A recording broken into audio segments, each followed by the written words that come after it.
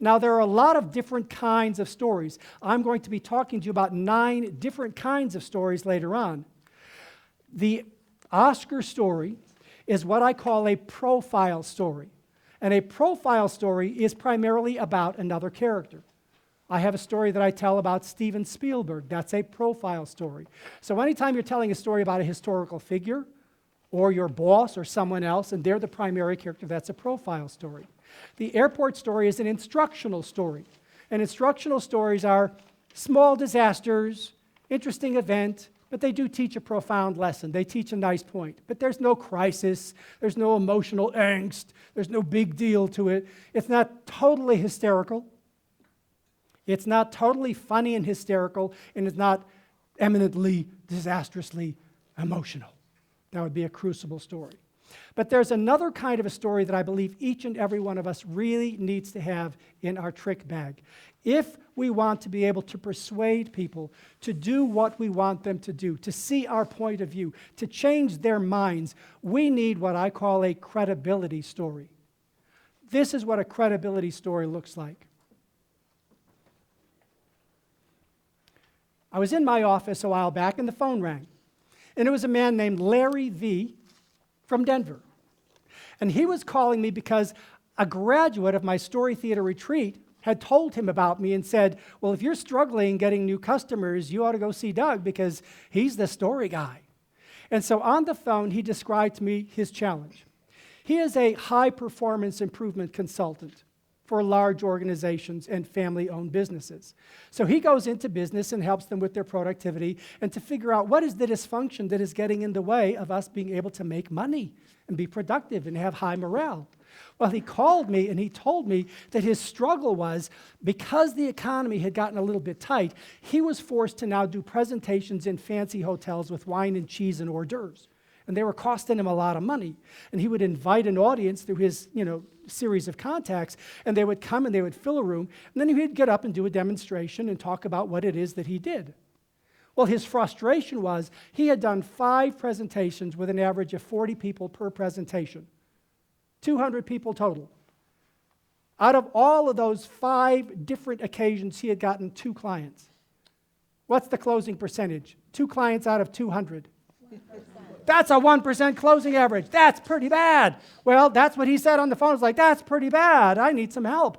But what he said to me that was interesting, he says, but Doug, I tell stories. But obviously, the way that I'm telling stories and the way that you teach people to tell stories must be different because I thought that I was telling stories. So he came down to my studio in Colorado Springs, and we worked for an hour.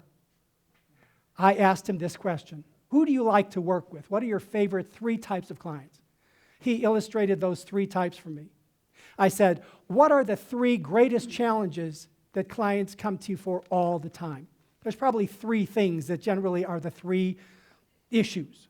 And he enunciated what those 3 issues were, and I said, good, okay, we're going to take demographic A, and we're going to stick one of those issues on, and we're going to create a story around that. Demographic B, one of those other issues. Demographic C, one of those other issues. We're going to have 3 different stories that address different demographic and issue, different demographic and issue, different demographic and issue. We only spent an hour working on this. He got up on stage. I video recorded him. I gave him some coaching. He went back out. He had another scheduled program in a fancy hotel with the hors d'oeuvres and the wine and the cheese. He went out and he did it. He did what we talked about. And he called me up and he said, I have to come back and see you. I have to come back and buy another hour. This was just so amazing. He came into my studio and he was just like, oh my gosh, this is amazing. I only had 12 people in this one, but they were high wealth management consultants and it was a specialty group of people. And I only had 12, but 2 of them were guests. So there was really only 10 people in the room that were really potential buyers. 4 of them have become my clients. 4 from 1% to 40% with 1 hour of coaching. Oh my gosh, what could I do with 2 hours of coaching? So I worked with him for a little while longer. We did a little bit more coaching, and he said, this is great. I have to bring my entire team. We got to schedule a time when you can do my entire team for 2 days and work with all of my people in my office because this is money in the bank. This is really amazing. I thought I was telling stories. Well, I wasn't really telling stories. I was doing product demonstrations. I was giving facts and data. it's not just that you're telling stories. You've got to know what you're doing with stories. They've got to be targeted. They've got to be strategically designed to create a specific predictable result. This is storytelling technology, and I've put in the 10,000 hours to develop this so that all you have to do is push the buttons and do what it is, and it works. So that is a credibility story. Now, does that give me credibility with you? Yes. For anybody who questioned my validity in the world or my ability to help people, do any of you have a question anymore? No. You better not. I mean, that was a good story. And what does that story have in it? Data, percentages, facts. And what are those facts and those data and their percentages? They're the pill. And I stuck the pill in the peanut butter. Because I could stick the pill in the peanut butter, I could do a subliminal sales story. And you enjoyed it just like it was a story. But did I prove to you that working with me will get you results? Yes. Now, you might not come to me or you might come to me. That's not the point. You each need to have a credibility story. So my question for you is simply this. Have you had any clients? Yes or no? Yes. Have you had any successes with those clients? Yes or no? Yes. Are there people who absolutely love you and think you're the best thing in the world? Yes or no? Yes. Do you have those stories crafted in such a strategic way that when the right person is sitting across the table from you or in your audience, you know that if I use this story, I will get people to walk up to me and say, I need to talk to you. Do you have a card? Are your stories ready, crafted, practiced, and rehearsed so that when that opportunity arises, you go, aha, story A. And you make the sale. So a credibility story is a very important type of story. See, here's the deal. Persuasion is all about being able to win someone over to your way of thinking, to change someone's thought process or behavior. Am I right? All stories are about change.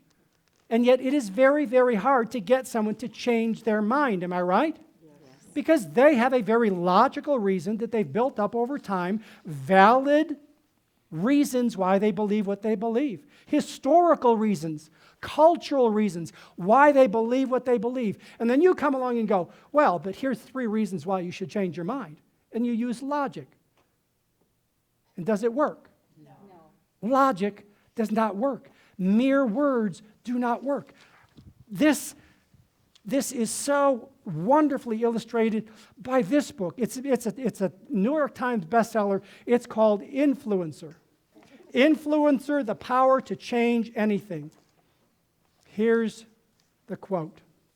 Every time you try to convince others through verbal persuasion, you suffer from your inability to select and share language in a way that reproduces in the mind of your listener exactly the same thoughts you are having. You say your words, but others hear their words, which in turn stimulate their images, their past histories, and their overall meaning, all of which may be very different from what you intended. Effective stories and other vicarious experiences overcome this flaw. A well-told narrative provides concrete and vivid detail rather than terse summaries and unclear conclusions. It changes people's view of how the world works because it presents a plausible, touching, and memorable flow of cause and effect that can alter people's view of the consequences of various actions and beliefs. Isn't that fascinating? When I use logic and when I use my words and I've thought them out and I think these are brilliantly chosen words and sentences and this is well thought out and I send it out to you, what are you doing? You are translating it through the filter of your experience and twisting around to your own experience, and by the end of my talking to you, you go, however. And then they feed back to you their entire stream of logic based on their history and their cultural upbringing, and nothing got changed because logic does not trump logic. Words don't work all the time. Sometimes yes, sometimes no. But a major principle of what I've learned is that if I want to persuade you to come over to my point of view, I have to move your brain away from the left brain logical. I've literally got to take you on a journey away from your brain. I've got to seduce you into an imagery, an emotional, vicarious sensory experience. I've got to literally trick you to come away. I've got to trick you into the magic of story. And if I can do that, your brain that is sitting there going, I'm ready for you. You just finished that sentence. I'm ready for you. Because I'm coming back. I'm just waiting for you to stop talking so I can come back with, I got my rebuttal. I got my logic. Where are you going? You're telling a story. What do you mean you were in New Orleans in 19... What does that got to do with anything? You start telling a story and their brain literally goes, where are you going? Where are you going with this? And it's an interesting phenomenon that I've found.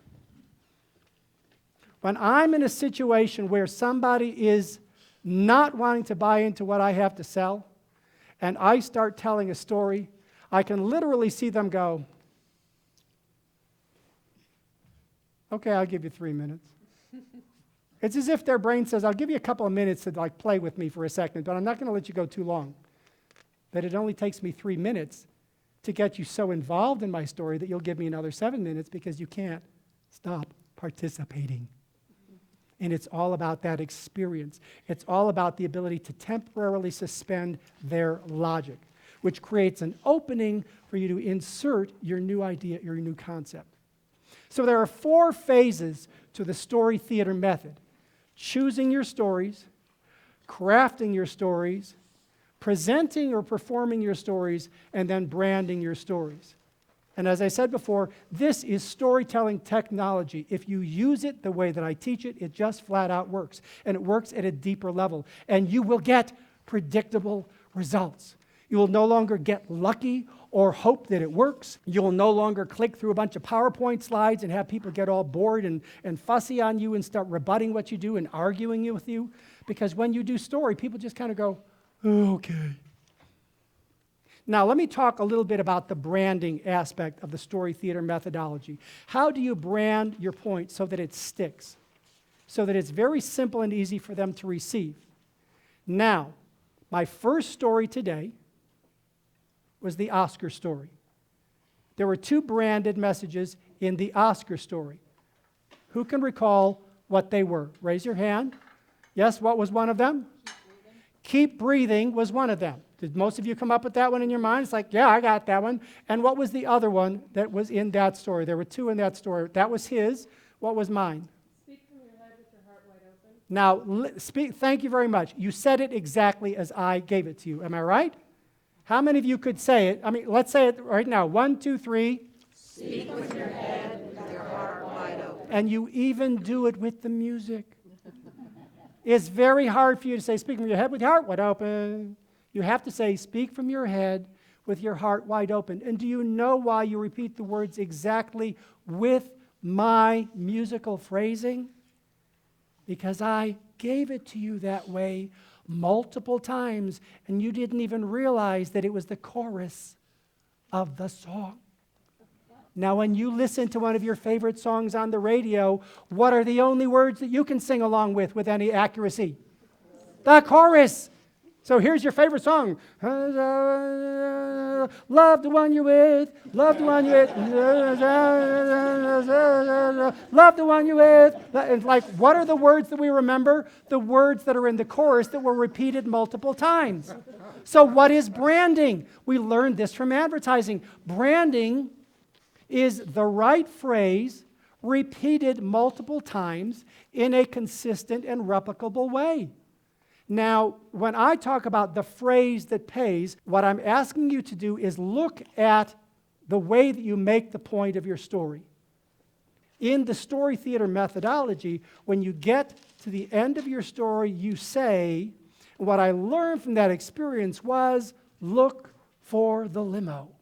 And what you probably don't realize is when I gave you speak from your head with your heart wide open, I orchestrated your experience with my hands as an orchestra conductor. Every time I say it, I say, speak from your head with your heart wide open. Speak from your head. And I'll do this, and I go, look for the limo. And I literally orchestrate it so that I say, what was my phrase? And you go, look for the, and you do it with my music. This is branding. Well, why don't we use that to make sure that when we tell a story, we've engaged their attention and they've participated emotionally, they've had imagery and they're like digging it and they're having all this, they're seeing some guy from a movie 27 years ago. What's his name? Toto. Who? Toto. Toto? No, the guy on the island, Fantasy Island. Tattoo. Wait a minute. Earlier today was Tattoo from Fantasy Island, and now it's Toto from The Wizard of Oz. How many experiences are you having in my presence? My goodness. Content plus imagery plus emotion. Now we add the branding. I call it the phrase that pays. Why is it the phrase that pays? Because it does pay. So we had phrase that pays today. Keep breathing. Speak from your head with your heart wide open.